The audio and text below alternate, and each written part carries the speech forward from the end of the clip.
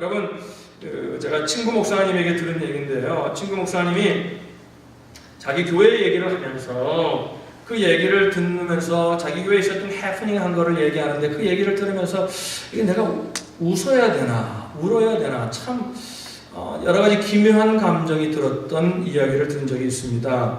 그 목사님 교회에 소문이 났다는 겁니다. 무슨 소문이 났냐면 우리 목사님이 영역이 없다 이렇게 소문이 났다는 거예요. 여러분, 목사를 소문하는데요. 다른 것도 뭐 목사가 부정한지 알지만 영역이 없다 그러면 그 어떻게 아니면 누가 그 목사님 말씀을 듣겠고, 그죠? 누가 그 목사님의 기도를 받겠어요, 그죠? 그러니까 담임 목사가 다른 것은 없어도 영역이 없다는 것은 이게 곤란한 것 아니겠어요? 그래서 이 목사님이 너무나 놀래가지고 내가 뭐 영역은 없지만 왜 그런 소리가 들리는가? 그래가지고 물어보니까 그 이제 얘기의 근원이 어디서 시작되면 어느 한 집사님이 말하기 시작했는데 그 집사님 얘기가 이런 겁니다. 한 6개월 전에 이제 이 목사님이 가가지고 이 집사님이 개업을 해가지고 개업 예배를 드렸다는 거예요. 근데 개업 예배를 드리고 가서 성도들을 축복하고 했는데 6개월 만에 비즈니스가 되지 않아서 클로즈한 거예요.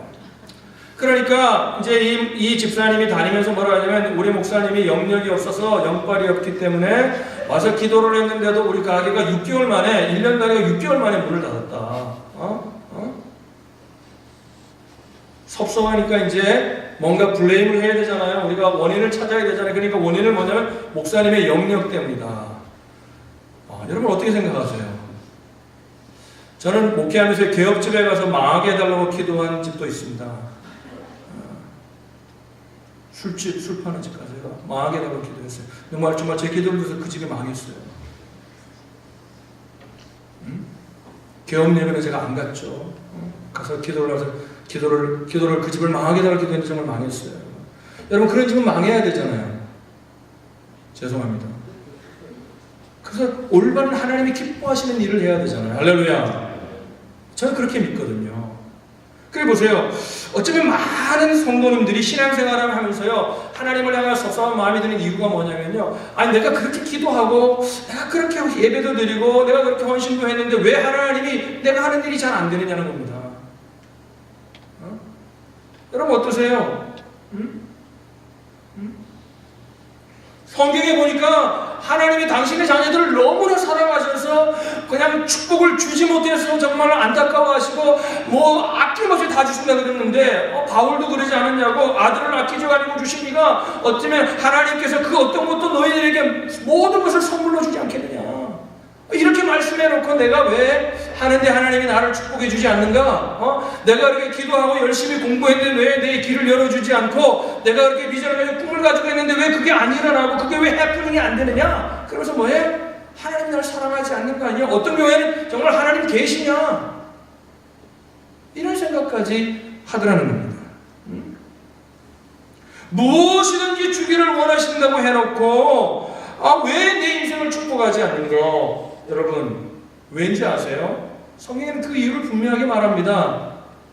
여러 가지 상황을 종합해보면 성경의 이유가 뭐냐면요, 두 가지로 요약될 수 있어요. 하나가 뭐냐면요, 하나님의 때가 아니라서 그럴 수 있다는 거예요. 때가 아니기 때문에 하나님이 그 축복을 안 주시는 경우가 있다는 거죠. 성경을 보면 가장 좋은 예 중에 샘플 중에 여러 샘플이 있지만 그 샘플 중에 여러분이 잘 아는 인물을 들면 요셉이라는 인물이 그렇습니다. 여러분, 하나님은 요셉이 형제들을 통해 종으로 팔려가지 않아도 보디발의 집에 종살이 하지 않아도 또 오해를 받아가지고 감옥에 가지 않게 하실 수 있는 분입니다. 그거 하지 않고도 하나님이 그저 요셉을 축복하실 수 있는 능력이 있는 분이잖아요. 요셉을 감옥에 넣었다가도 하루 만에 풀어줄 수 있는 능력 있는 분이잖아요. 모든 것들을 주관하시는 분이잖아요. 그런데 여러분 성경을 잘 보세요. 요셉이 거기에 있었기 때문에 애굽의 재상이 될 수 있었다고 성경은 말합니다. 할렐루야. 때가 있는 겁니다. 하나님의 때가 있는 겁니다. 또 한 가지 원인은 뭘까요? 아직 그 축복을 담아야 할 사람이 준비가 되지 않기 때문이죠. 축복은요, 준비되지 않은 자에게 주면요, 이게 복이 아니에요. 이게 화가 되는 거거든요. 여러분, 저는 여러분 얘기했지만 저는 푸드 채널 보는 걸 너무나 좋아합니다. 왜? 보면 맛있는 거 못 먹어본 것들을 다 보잖아요. 열심히 그걸 보면서 그거 보다 보니까 살이 찌는 거죠. 왜냐면 자꾸 먹고 싶으니까 뭐 먹어서 그런지 몰라도. 그 보면요, 그 요리사들이 가장 귀하게 다루는 게 뭐냐, 칼이에요, 칼. 근데 칼을 보니까요, 또 칼이 가방도 있더라고요. 이렇게 여름이가 쫙 펼치니까 칼이 막 열 몇 개가 있어요. 과일 깔 때 자른 고기 자를 때 자르는 칼, 뭐 야채 썰 때 다 다르더라고요. 우리는 부엌에서 하나만 쓰잖아요. 그러니까 여러분, 그 무슨 TV 광고 보고 뭐 여러 개 칼 꽂이는 거 여러분 뭘 써요? 하나만 써요. 우리는 그거 살 필요 없어요. 그거 다 여러분 충동 구매해서 사는 겁니다. 그죠? 하나만 쓰잖아. 그거 하나 과일도 그걸로 깎잖아요, 그냥. 근데 여러분, 그렇게 요리사에게 그 칼이 들려지면요, 맛있는 음식은 하는데 아주 귀하게 쓰이거든요. 그런데 여러분, 어린아이에게 들려주면요, 그 칼이 또 비싸더라고요. 수만 불씩 하는 칼들을 가지고 다녀요. 정말 요리사들이 보면. 그 비싼 칼을요, 어린아이에게 줘보십시오. 자기 살인합이고요. 누가 그걸 줍니까? 준비가 되지 않은 자에게 주면 그것이 화가 된다는 거죠. 제가 디스커버리 채널을 보니까 복권에 당첨된 사람들이 어떻게 됐을까 이렇게 추정을 했어요. 나중에 이제 그 채널이 방송되고 난 다음에 워싱턴 타임즈에도 나왔잖아요. 그걸 조사해 보니까요, 한 사람 빼고요, 전부 다가 복권에 당첨되기 전보다 후가 더 나쁜 인생이 되었다는 거예요. 한 사람은요, 필라델피아에서요, 1620만 달러가 당첨됐어요. 그런데 형제들 간에 그 돈이 당첨되고 난 다음에 서로가 분화가 일어나가지고요, 돈을 뺏으려고 서로 죽이려고 살인을 음모하고 그래가지고요, 다 탕진하고 나중에 이 사람 마약 중독자가 돼가지고 폐인이 됐어요. 한 여인은 남편과 공동명의로 1100만 불을 당첨했어요. 그 당첨되기 전에 부부가 행복하고 그냥 한 중하층 되는 인생으로 살면서 행복하게 살았는데요, 그것이 당첨되고 난 다음에 이혼하고 약물 중독되고 취직운전해가지고 사람 쳐가지고 지금 감옥에 있어요. 모두 극단적이라고 생각하죠. 물론 극단적인 예입니다. 그러나 여러분, 성경에도 보면요, 하나님은 우리의 삶을 축복하시기 위해서 주시길 원하시면서도 하나님이 기다리고 계십니다. 하나님의 때 우리가 준비되도록 기다리게 하신다는 겁니다. 할렐루야. 오늘 시편 1편은 여러분, 복 있는 인생, 축복된 인생에 관한 우리가 너무나 잘 알고 있는 말씀이지 않습니까? 하나님이 마음껏 축복하실 수 있는 그릇이 준비된 성도와 교회가 되기 위해서 우리가 어떻게 해야 되는가를 오늘 아주 간단하지만 우리가 너무나 잘 알고 있는 말씀이지만 그 속에 있는 깊은 의미를 알지 못하고 이 말씀을 볼 때가 많습니다. 오늘 말씀은요, 하나님은요, 아주 뭐 힘이부디하게 뭐 어떻게 흐릿하게 감춰놓은 게 아니라 분명하게 말씀하세요. 무엇이 복 있는 인생입니까? 제일 먼저 우리가 하나님이 축복하시는 인생이 되려면요, 뭐라고 말씀하시냐면요, 1절입니다. 1절을 보시면 이렇게 말합니다. 우리 1절 한번 같이 스크린으로 보여주시겠어요? 1절 같이 읽겠습니다. 같이 읽습니다. 시작. 악인들의 꾀를 따르지 아니하며 죄인들의 길에 서지 아니하며 오만한 자들의 자리에 앉지 아니하고. 그 하나님은 복 있는 사람은, 그러면서 우리가 뭘 기대할까? 복 있는 사람은 그 말을 읽을 때 뭘 생각하냐면, 만약에 이 성경을 모르는 사람은요, 이제 하나님이 하나님은 항상 긍정적으로 축복하시는 분이니까 뭔가 긍정적인 축복을 기대하는 그들에게 이렇게 말하는 거예요. 복 있는 사람은 부정적인 얘기를 3번이나 합니다. 꾀를 따르지 아니하며 길에 서지 아니하며 앉지 아니하며. 굉장히 긍정적인 하나님이신데 오늘 시편 1편 복 있는 것에 관한 말씀을 하시면서 부정적인 표현으로 시작하신다는 거예요. 이 얘기는 뭐냐면요, 우리가 만일 노해야 될 것을 노할 수 있을 때, 거부해야 될 것을 거부할 수 있을 때 축복의 그릇이 된다는 거예요. 할렐루야. 비워지지 않으면 채워질 수가 없다는 거죠. 아무리 하나님이 우리에게 채우셔도 내 속에 뭐에 자꾸 거절해야 될 것을 거절하지 않으면 그 복이 뭐에 화가 된다는 거예요. 1절에 보니까 그럼 무엇을 거부하라고 말했냐면요, 악인들의 꾀를 거부해야 된다는 거예요. 따라합시다. 악인들의 꾀. 이게 뭘까요? 뭘까요? 도둑질하는 걸까요? 사기치는 걸까요? 살인하는 걸까요? 세상에서 말하는 그런 악인이 아닙니다. 오늘 이 시편 1편은 누구에게 준 말씀이냐면요, 하나님을 믿는 하나님의 백성들에게 준 말씀입니다. 하나님의 백성들은 살인하지 않고 도둑질하지 않고 사기치지 않는 게 너무나 당연한 거죠. 그런데 그 차원이 아니라 오늘 본문에서 말하는 악인들의 꾀라 그랬어요. 꾀. 따라합시다. 꽤. 이게 뭐냐면 오늘날 얘기하면 세상 사람들이 살아가는 삶의 철학을 말합니다. 삶의 철학이죠.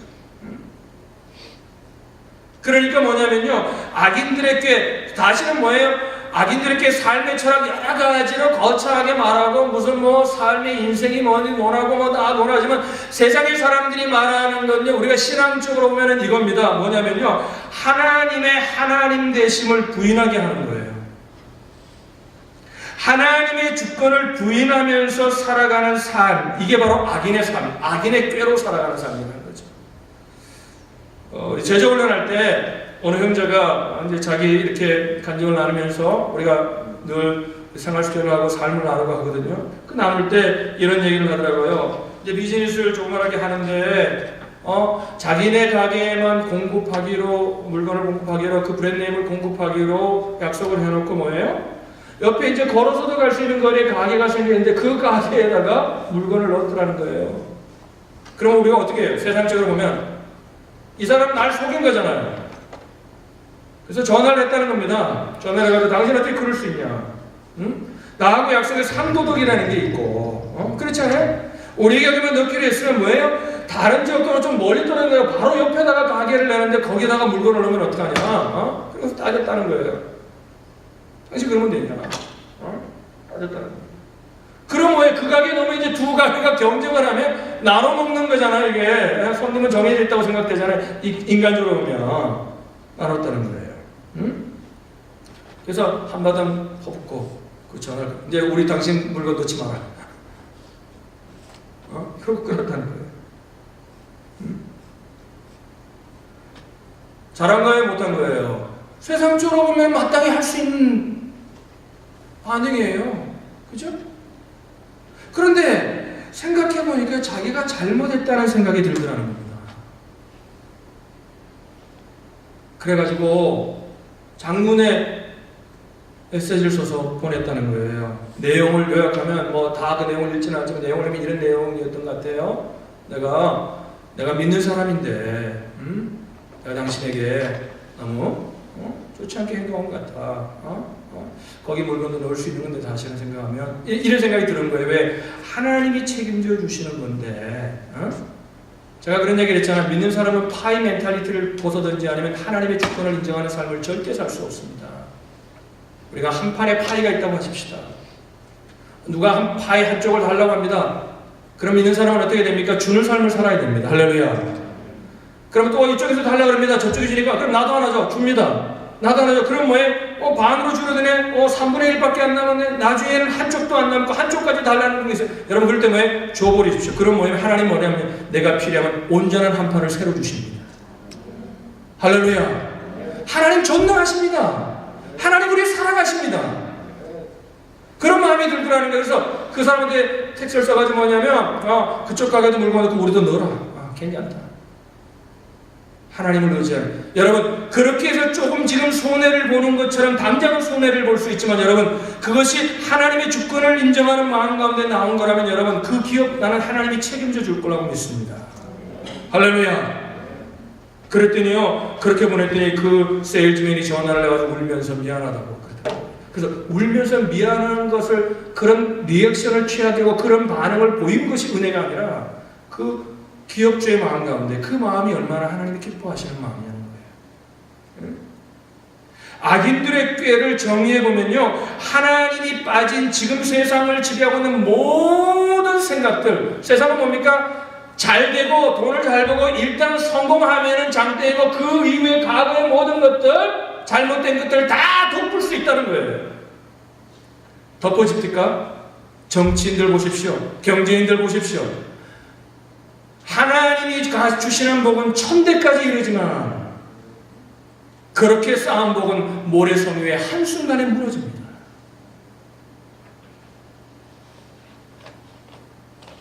하나님을 인정하지 않는 세상을 지배하는 모든 생각의 초점은 자기 자신에게 맞춰 있는 겁니까? 지금 내가 잘 되면 되지 않냐는 거예요. 내가 잘 벌어서 내가 지금 잘 되어서 그래서 하나님께 헌금도 하고 하나님을 섬기면 되지 않냐는 거예요. 여러분 하나님은 돈이 필요한 분이 아니십니다.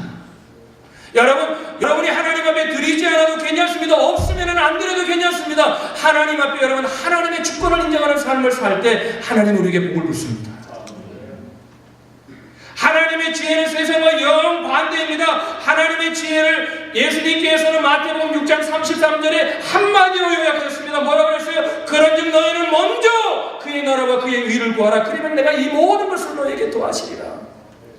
먼저 하나님의 의를 구한다는 건 뭐예요? 다른 거 아니에요, 여러분. 먼저 교회 와서 뭘 일하는 이런 의미가 아니에요. 무슨 의미예요? 하나님, 내 인생의 주인이 주님이십니다. 하나님의 주권을 인정하라는 거예요.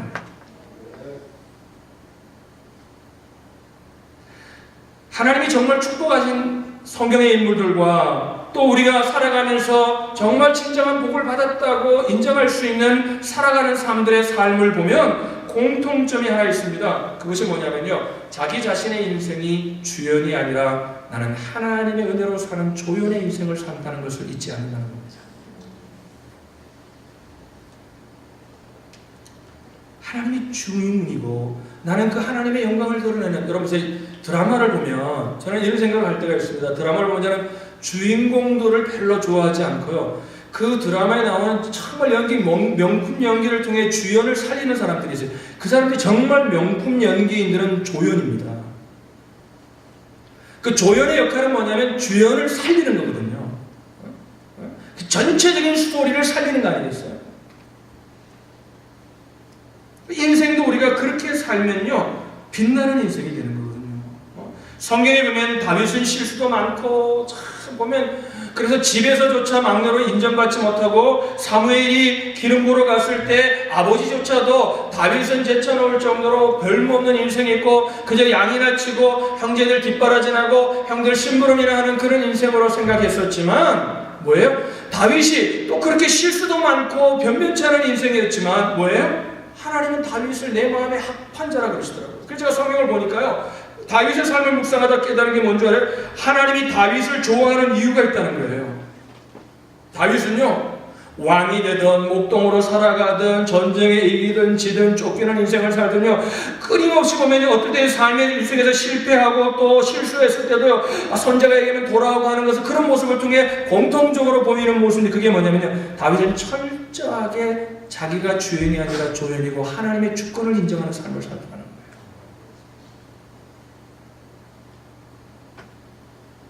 우리가 닮고 싶어하는 신약의 인물 바울을 보면요, 바울은 이렇게 고백합니다. 고린도전서 15장에 보면 그러나 내가 나의 나된 것은 하나님의 은혜로 된 것이니 내게 주신 그의 은혜가 헛되지 아니하며 내가 모든 사도보다 더 많이 수고하였으나 내가 한 것이 아니요 오직 하나님께서 함께 하신 하나님의 은혜로다.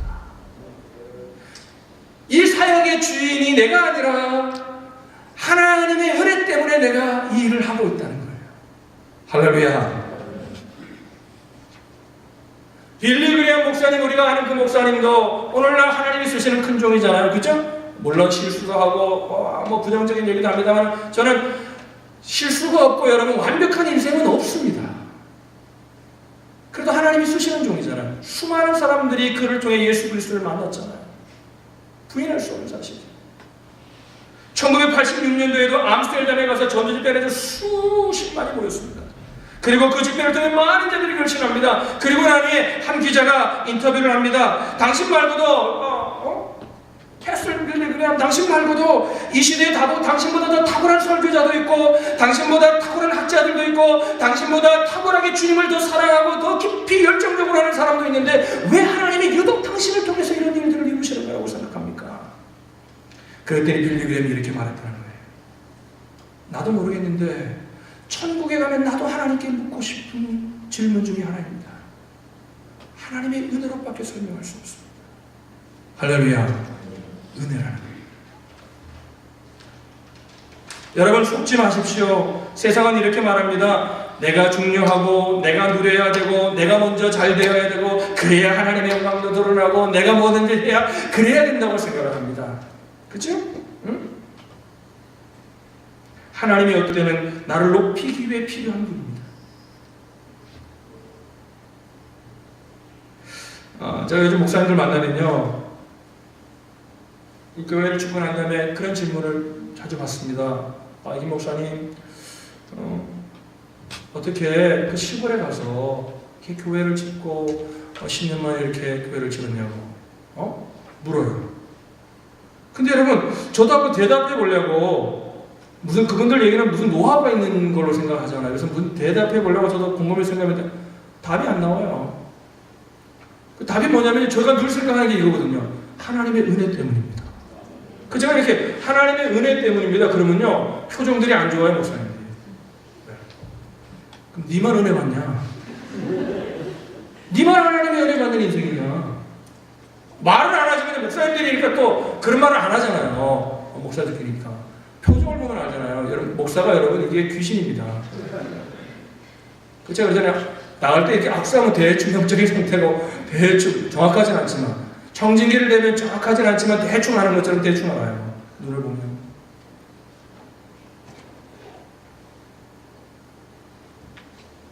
하나님이 왜 나를 사용하셨을까요? 아무리 뭐를 설명하려고 해도 설명할 수 있는 내용이 없습니다. 저는 남보다 인품이 좋은 것도 아니고, 저는 남보다 뭘 설교를 잘하는 것도 아니고, 저는 남보다 뭘 기도에 능력이 있는 것도 아니고, 저보다 능력이 너무 많거든요. 제가 잘할 수 있는 게, 제가 잘할 게 나를 하나님이 왜 쓰실까? 나라면 하나님이 나를 안 쓸 것 같아요. 내가 하나님이라면. 근데 하나님이 저를 쓰신다는 겁니다. 이유가 뭘까요? 저 같은 사람을 쓰면 하나님이 영광을 받기 때문에. 저런 인생도 하나님이 쓰셔도 되지 않나요?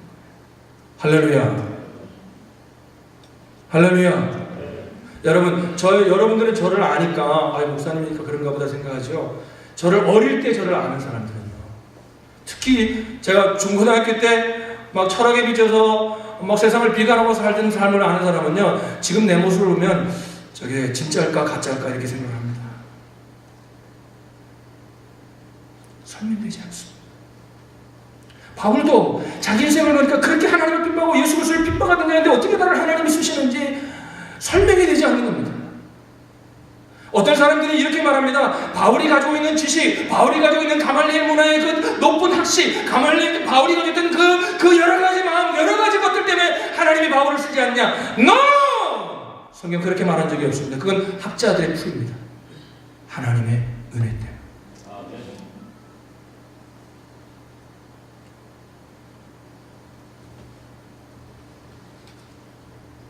저는 솔로몬의 기도가 제 마음 가운데 늘 남아 있습니다. 솔로몬의 아버지 다윗이 죽고 나니 왕이 되고 나니 솔로몬이 이렇게 기도했습니다. 열왕기상 3장에 보면 나의 하나님 여호와여, 주께서 종으로 종의 아버지 다윗을 대신하여 왕이 되게 하셨나이다. 종은 작은 아이라 출입할 줄을 알지 못합니다. 주님, 나를 불쌍히 여기소서. 솔로몬의 첫 왕이 되어서 그 직을 감당할 때 이 마음을 가질 때 솔로몬은 다윗보다도 더 하나님이 쓰시는 종이었습니다. 근데 솔로몬의 말년이 좋지 않았으면 이 마음을 잃어버렸어요. 자기가 인생의 주인이 되었어요. 수많은 이방 여인들을 거느리며 자기가 왕인 줄 알았어요.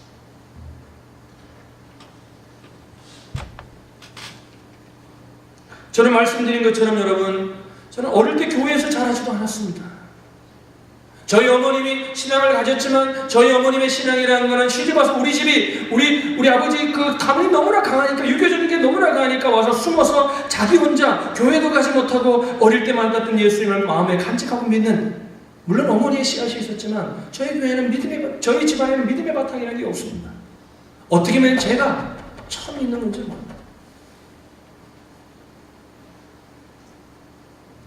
그런데 하나님이 저를 부르셔서 목회자로 부르실 때 저는 아니라고 생각했습니다. 왜? 그건 맷대로 믿는 사람들, 잘 믿는 사람들, 하나님이 정말 쓰시면, 어떤 목사님들 보면요, 3대째가 목사고, 친구 목사를 보면 3대가 목사고요, 자기 아들도 이제 목사가 되려고 하고, 그죠? 그런 사람들 하나님이 쓰셔야지. 저는 교회에서 자라지 않아서, 저는 또 아버지가 목사도 아니고 목회자 가정에서 자라서 목회가 뭔지도 모르고 어떻게 보면 교회가 뭔지도 잘 모르고 어릴 때 신앙생활을 하지 않는데 어릴 때 신앙생활이 무엇인지 잘 모릅니다. 그런 자가 하나님의 종으로 부름받아서 저는 이렇게 기도했습니다. 주님, 저는 모릅니다. 다른 분들은 많이 아는 것 같은데 저는 아는 게 없습니다. 주님, 무엇을 해야 할까요? 요즘도 저는 그렇게 기도합니다. 이제 만 28년 목회를 하지만 여러분 목회하면서 깨닫는 게 뭐냐면 목회는 알 수 없는 거라는 겁니다. 제가 할 수 있는 것이 아무것도 없더라는 겁니다. 그래서 저는 지금도 이렇게 기도합니다. 주님, 제가 할 수 없다는 것 주님 아시죠? 제가 무지하다는 것 주님 아시죠? 제가 목회를 모른다는 것 주님 아시죠? 주님이 하셔야 합니다. 할렐루야.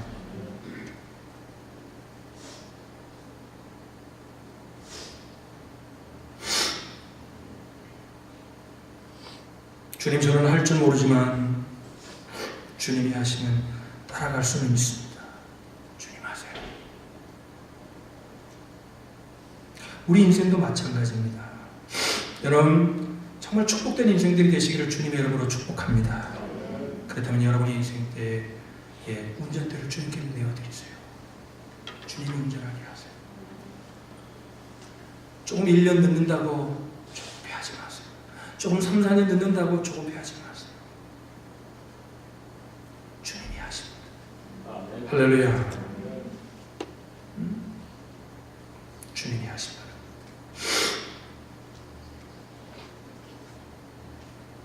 두 번째, 우리가 하나님의 축복된 인생을 살려면요, 순종의 결단이 있어야 합니다. 오늘 본문 2절 말씀 보겠습니다. 2절 다 같이 읽겠습니다. 시작. 오직 여호와의 율법을 즐거워하여 그의 율법을 주야로 묵상하는도다. 오직 여호와의 율법을 즐거워하여 그의 율법을 주야로 묵상하는도다.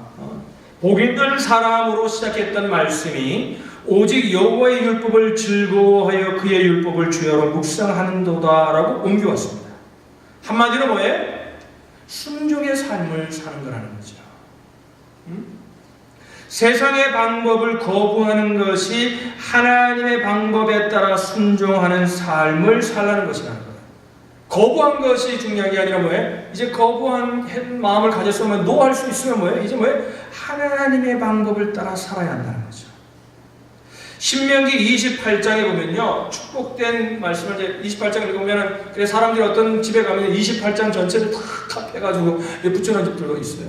거기 막 복이 막 그냥 나가도 들어가도 복을 받고, 그냥 내 떡반죽 그래도 복을 받고, 그냥 그러니까 다 복을 받는데, 그런데 여러분, 사람들은 복을 받는다는데 그 복을 받는다는 그 앞에 항상 전제된 게 있어요. 뭐냐면요, 제가 한 절만 읽어드릴게요. 1절에 보면 이래 말이에요. 네가 네 하나님 여호와의 말씀을 삼가 듣고 내가 오늘 내게 명령하는 그의 모든 명령을 지켜 행하면, 뭐하면요? 행하면, 순종하면 내 하나님 여호와께서 너를 세계 모든 민족 위에 뛰어나게 하실 것이다.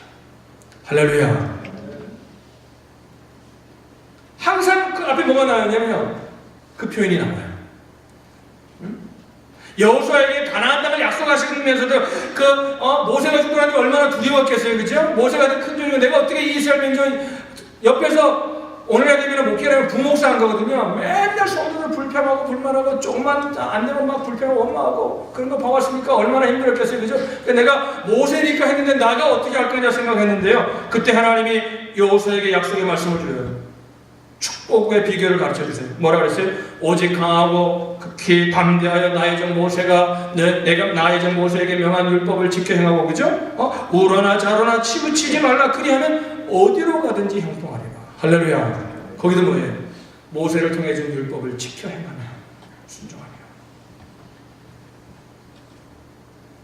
그러면 아마 여러분들이 이럴 거예요. 아이 목사님, 그거 모르는 사람이 어디 있어요? 답답하네. 순종 안 하고 싶어서 안 합니까? 그게 안 되니까 그렇지. 뭐 다 알면서 목사님도 왜 그러세요? 맞아요. 순종이 쉽지 않다는 거예요. 그게 우리의 문제예요. 그죠? 순종을 해야 된다는 걸 정말 하나님을 믿는 사람이라면 모르는 사람이 어디 있겠어요? 근데 순종이 잘 되지 않는다는 거예요. 근데 2절을 보면요, 다시 2절을 보세요. 순종하라. 주여로 묵상하는 삶, 말씀을 따라 사는 삶을 살라고 말씀하시면서 순종의 삶을 말씀하시지만 않고요, 순종할 수 있는 방법까지 2절에 기록되어 있어요. 뭐예요? 즐거워하면. 따라합시다. 즐거워하면. 보세요. 율법을 즐거워한다. 하나님의 말씀은 하나님 말씀이잖아요. 그러니까 하나님이잖아요. 그럼 왜 하나님을 즐거워한다. 이 얘기는 뭐예요? 어떨 때 즐겁던가요? 누가 뭔 얘기를 하는데 막 즐거워요. 뭐 하면서 여러분 제가 목사가 이제 여러분들에게 뭘 부탁을 합니다. 여기서 뭘 좀 해주세요. 그러면 목사님이 하는 말을 기쁨으로 막 해요. 그 사람 보면 어떨 때예요? 목사님 사랑할 때예요. 우리 목사님 좋다고 생각할 때. 그런데요, 목사가 싫다고 생각하면요, 하라 그러면요, 네. 그러는데 마음은 영 맥히지 않는 거예요. 그러니까 뭐 이게 정말 죽지 못해서 내가 그래도 이게 여기 교회도 많이 없고 그러니까 어디 갈 데도 없고 그러니까 어쩔 수 없이 해야 되는 거예요.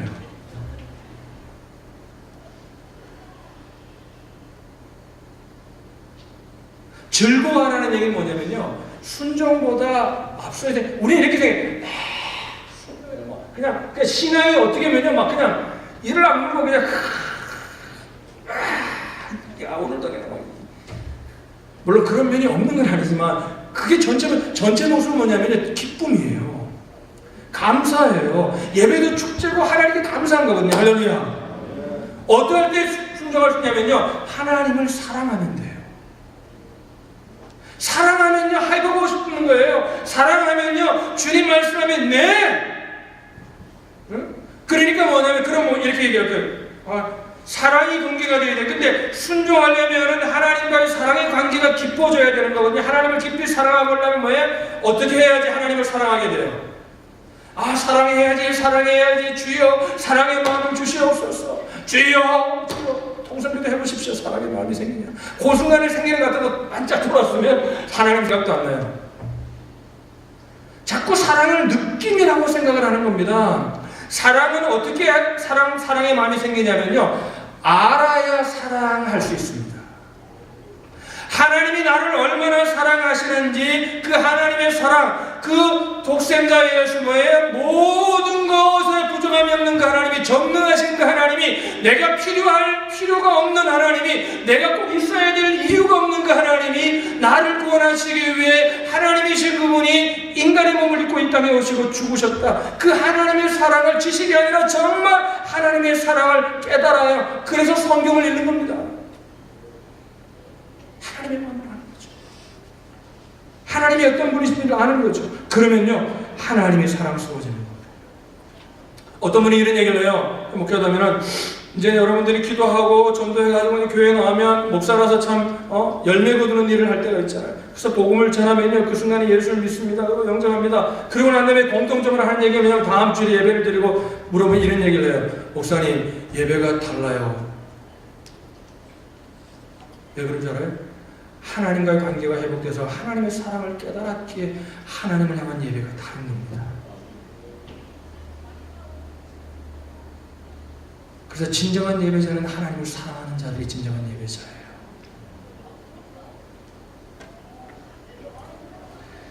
유펜에서 철학 교수로 젊은 철학 교수가 있었습니다. 세상과 철학에 빠져가지고 너무 똑똑한 교수였어요. 그래서 이제 나이가 돼서 결혼을 하는데, 결혼의 조건이 뭐냐면 아내에게 집에 절대 종교사적을 가지고 들어오면 안 된다. 저희는 하나님을 믿지 않는다. 그래서 아내가 약속을 하고 결혼을 했습니다. 세월이 흘렀는데 아내가 집안에서 성경을 읽는 겁니다. 어느 날 화가 나는 거예요. 지성이, 내가 철학을 하면서 결혼할 때 약속해놓고 약속을 어긴 겁니다. 화가 났어요. 너무 화가 났습니다. 그런데 지성인이니까 화를 그냥 바로 내기 전에 내가 왜 이 아내가 성경을 읽는지 이유를 알아야 논쟁을 할 수 있을 것 같아서 성경을 읽습니다. 성경을 폈는데 산상수훈을 읽게 됩니다. 성경을 읽기 시작하여 성경을 놓을 수가 없더라는 겁니다. 복음서를 읽고 하나님의 사랑을 알게 됩니다. 주님을 만나고 간증을 씁니다. 그 간증의 책의 제목이 빛으로의 여행이에요.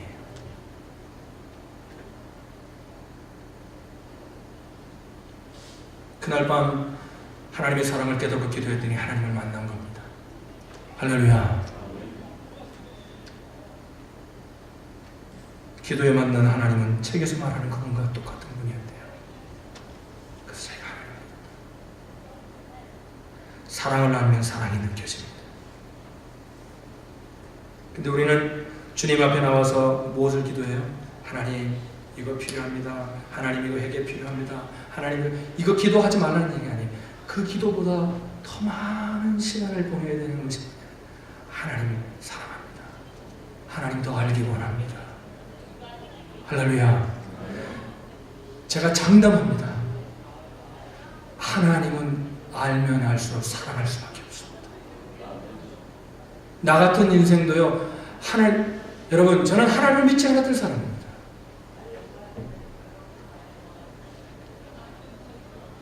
저를 지금도 붙들어주고 있는, 제가 목회는 연약하지만 그래도 붙들어주고 있는 그 뿌리가 뭐냐면 하나님이 날 사랑하시는 걸 사랑합니다. 할렐루야. 송정민 씨가 뉴욕에 와서 특별한 신문에 보니까 그렇게 얘기를 했더라고요. 자기는 자기의 목소리 때문에 하나님이 당신을 쓰시고 기뻐하시는 것 같아요.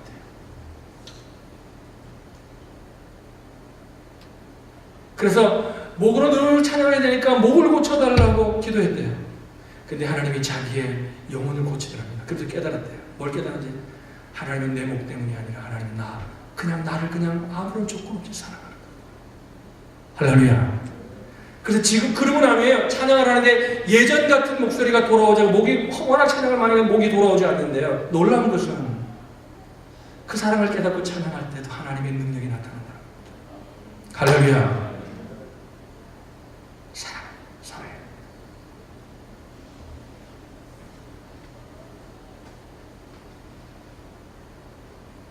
교회가 일도 많이 해야 되고 선교도 하고 좋습니다. 그러나 더 중요한 것은 그것이 아닙니다. 하나님을 사랑하는 뿌리에서 하는 거예요. 할렐루야. 여러분 어거스틴은 그랬다잖아요. 주님을 3번 이상 부르기 전에 그의 눈에서는 눈물이 흘렀다고 합니다. 그래서 그는 성자가 될 수 있어요. 그래서 그는 거룩한 삶이 가능합니다. 하나님이라는 사랑의 토양이 여러분의 신앙의 토양이 되시기를 주님의 이름으로 축복합니다.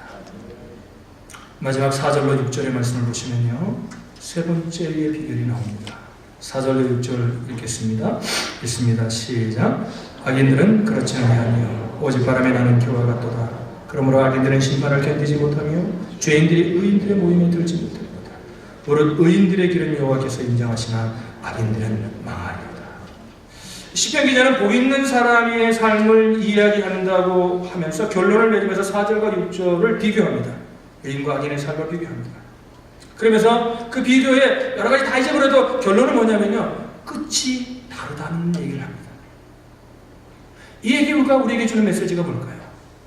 하나님의 축복된 그릇으로 준비되기 위해서 세 번째 뭐냐면 흔들리지 말고 인내할 수 있어야 합니다. 할렐루야. 하나님의 축복을 누리는 삶, 하나님의 축복을 누리는 삶은 끝이 결국은 다르다는 거예요. 이런 얘기를 해요. 인터넷을 보고 또 저도 목회하면서 듣는 질문에 보면요. 그리스도인들이 많이 하는 질문이 뭐냐. 나는 이렇게 열심히 믿고 하는데 저 사람은 믿지도 않는데 저 사람은 저렇게 잘 되는데 나는 왜 이러냐는 거예요. 응? 어떤 분은 그래. 쟤는 교회 다닐 때 그냥 완전히 날라리 신자인데 나는 열심히 하는데 나는 정말 신도하고 정말 기도도 하고 하는데 나는 정말 잘 믿음을 하는데 나는 왜 이러냐는 거예요. 응? 저 집은 부모가 예수 잘 믿는데 애도 잘 안 믿는데 대학도 좋은 데 가고 아이빌리그 가고 우리 애는 내가 그렇게 기도하고 했는데 왜 이러냐는 거예요. 여러분 잘 보세요. 오늘 시편이 말하는 건 뭐냐면요. 이런 것 같아요. 쭉 가다 보면은 똑같은 것 같지만 악인의 삶은 가면 갈수록 뭐가 많이 나냐면 잡초의 인생이에요. 하나님의 자녀의 인생은 뭐냐면 알곡의 인생이라는 겁니다.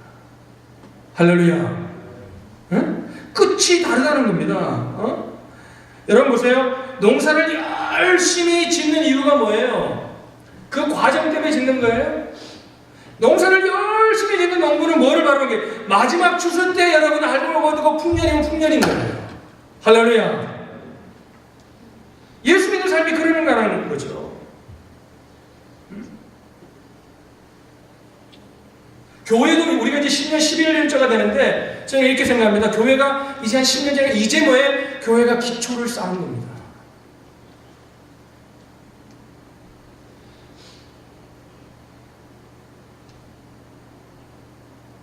저 목회를 돌아보니까요. 전도사 때 뭘 뜨겁기도 하고 뭘 했지만요. 지금 여러분 죄송해요. 여러분 오해하지 마시고요. 하나님의 은혜가 놀랍고 감격하지 않는 얘기가 아니라요. 너무 감격하는데요. 무슨 뭐 교회를 짓고 막 부흥이 되고 뭐 하나님의 역사가 나타나고 막 그래서 그래도요. 막 저는 그런 익사이팅이 별로 없어요. 뭐 좀 어렵고 힘들어도요. 뭐 조금 굴곡은 있지만요. 무슨 막 나를 이게 별로 없어요. 제가 전도사 때는요. 막 올라갔다 내렸다 막 은혜 받을 때는 막 날리고요. 또 안 되면 막 이게 많았어요. 근데 여러분 제가 이게 이렇게 꾸준히 그래도 그냥 어편다했지만 그래도 이런 식으로 꾸준히 돼서 하나님을 바라보고 가다 보면 저는 믿거든요. 하나님을 바라보고 내가 문제지 내가 올바로만 걸어가면 하나님이 결국은 좋은 결말을 주실 것을 믿어요. 할렐루야. 지금까지 그래 왔어요. 그러니까 그렇게 되는데 얼마나 걸리냐면요. 다른 분들은 한 10년 어떤 사람이 책을 썼더라고요. 한 사람이 그 분야에서 대가가 되는데 얼마의 시간이 필요하냐면 에버리지 1만 시간이 필요하다고 합니다. 그러니까 피아노를 쳐도 피아노를 그냥 취미생활을 하는 게 아니라 그저 뭐 그냥 조금 잘 치고 그래서 피아노를 가는 게 아니라 정말 하려면 그 혼신의 힘을 쏟아서 1만 시간이라는 게 혼신의 힘을 쏟았을 때 그냥 대충 했을 때가 아니라 혼신의 힘을 쏟아서 자기 몸을 쏟아서 한 1만 시간 연주를 해야 세계적인 연주가가 나온다는 거예요. 저는 그 책을 사보진 않았어요. 인터넷에 그냥 그런 내용이 있다고 읽었어요. 저는 그분의 얘기를 다 동의하지만 어느 정도는 맞는 것 같아요. 하나님의 뜻에서요. 하나님의 진정한 복을 받기 위해서는 시간이 필요해요.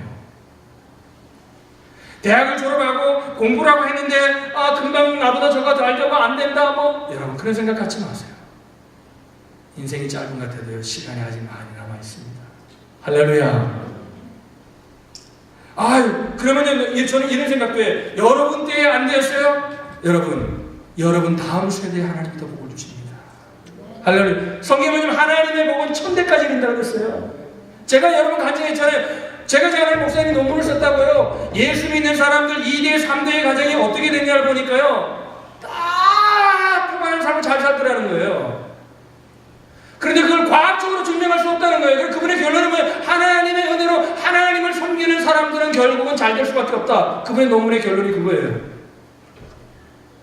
여러분 분당교회 그 이찬수 목사님 아시죠?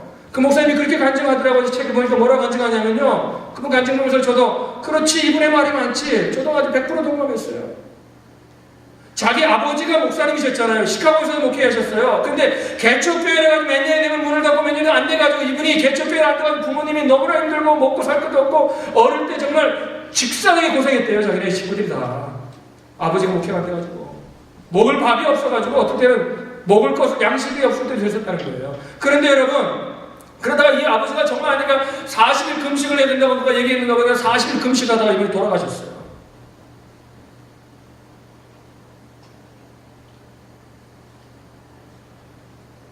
근데 이분이 목사가 되지 않으려고 했는데 하나님이 부르시는 소명을 받아가지고 어릴 때 부모님 목사로 바친 거예요. 그래서 목사가 됐잖아요. 이분은요 사랑의 교회에 갈 수 있는 줄도 없는데 사랑의 교회를 가게 됐다는 거예요. 어떻게 하다 보니까 사랑의 교회를 갔고요. 사랑의 교회에서 중고등을 맡아가지고 중고등 목회하다 보니까 중고등과 부흥이 되고요. 그러다 보니까 자기가 뭐 목회를 잘하면 이게 내가 뭐 능력이 있는 줄 알았다는 거예요.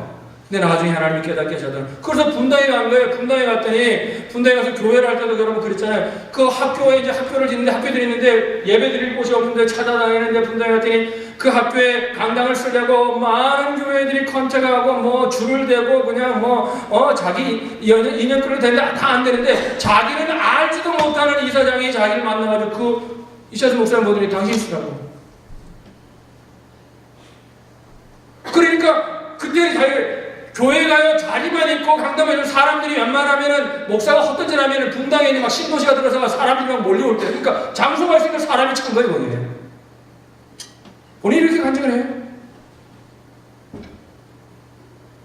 그래서 이유가 뭘까? 자기가 뭘 잘하는 줄 알았다는 거예요. 자기가 설교도 못하는 거 자기 설교를 냉장히 보니까 자기 설교 별로 못, 내가 보다 좀 긴가민가 해요. 나처럼. 그런데 그게 뭐냐면 하나님이 뭐예요? 아버지 때의 안 되는 아버지의 기도를 들어서 자기 때에 하나님이 자기를 축복한다는 사실을 깨달았대요. 할렐루야. 그래서 기도하는 분이 와서 그랬다는 거예요. 그때 깨달았을 때 또 확인시켜 주더래요. 뭐라 그러냐면 당신 부모님이 눈물로 씨를 뿌려서 당신이 지금 기쁨의 단을 거둡니다. 인내하는 거듭니다. 할렐루야. 하나님이 하시면 끝이 다합니다.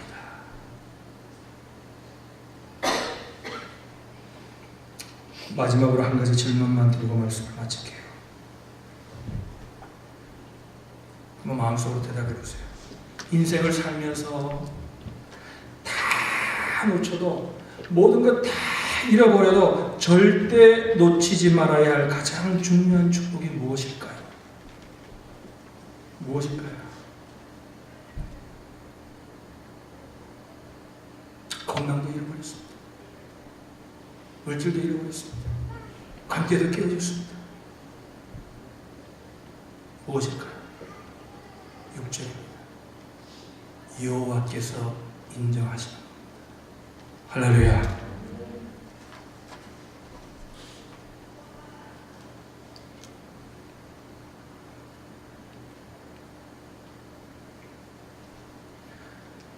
세상에 그렇게 유명했던 사람들요, 세상에 그렇게 존경을 받았던 사람들요,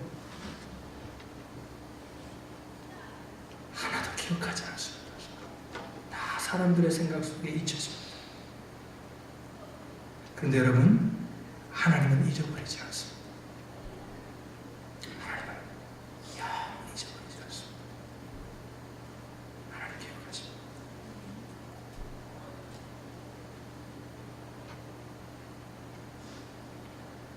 솔로몬과 다윗은 부자지간입니다. 아버지 다윗이 쌓은 그 건덕 위에 솔로몬은 찬란한 문화를 보내고, 아버지 때도 여러 이방의 나라들이 조공을 바쳤지만 솔로몬 때에는 수많은 나라들이 조공을 바치고 솔로몬의 지혜를 탐하고 솔로몬에게 한마디를 들으려고 왔습니다. 솔로몬 시대에 모든 것들이 풍족했습니다. 반면에 다윗은 연약하고 부족한 인생을 살았습니다. 성전조차도 하나님이 허락하지 않는 인생을 사는 것처럼, 실패하는 것처럼 보였습니다. 그런데 여러분, 솔로몬은 인생을 마치면서 이렇게 고백합니다. 헛되고 헛되니 모든 것이 헛되다. 그런데 다윗은 인생을 마치며 이렇게 고백합니다. 주님, 내 잔이 넘치다. 주님, 내 잔이 넘치다.